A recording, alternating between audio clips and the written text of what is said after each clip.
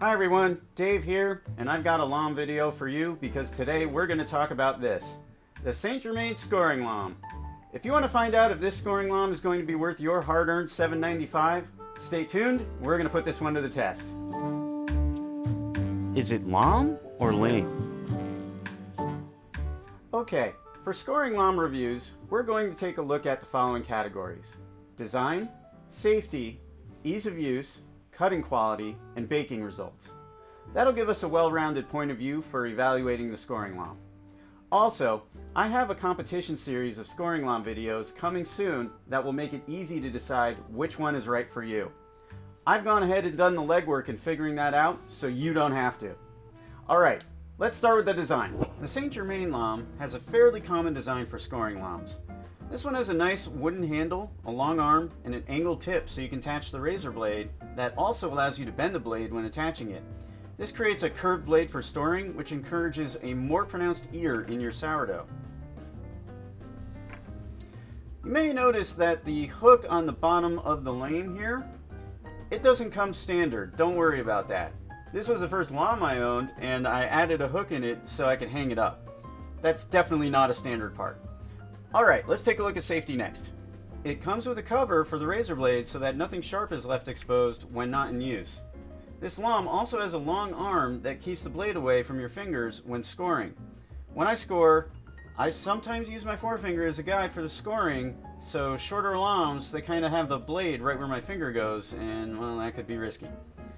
The Saint Germain Lame makes it relatively easy to get the razor blades on and off the blade arm with a simple squeeze of the blade, reducing risk of accidentally cutting yourself on the sharp edge of the blade.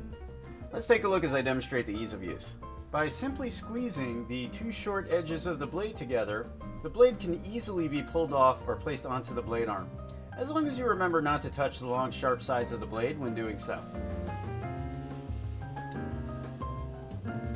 One thing I find with this design is that it can feel awkward to figure out just how to hold the lame and really what direction to score the bread in once it feels comfortable enough to hold and to use for scoring.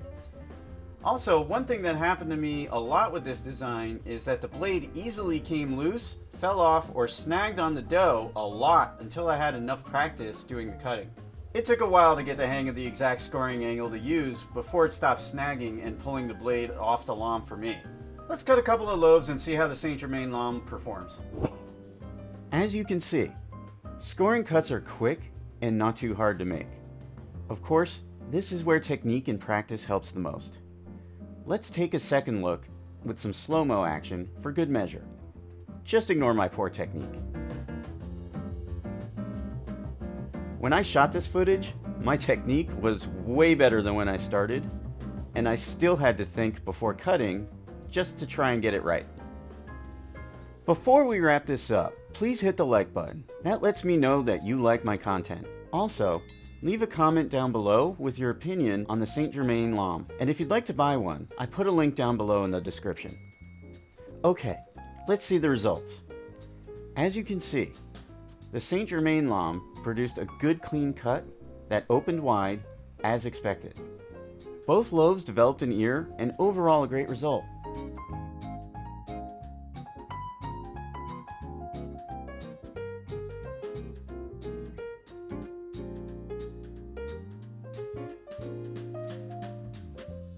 To help you decide if this lame is right for you, let's see how this product performs in my completely arbitrary rating system. Each category can earn a half loaf or a full loaf of approval. Alright. Design, full loaf. Safety, full loaf. Ease of use, half loaf. Cutting quality, half loaf. Scoring results, full loaf.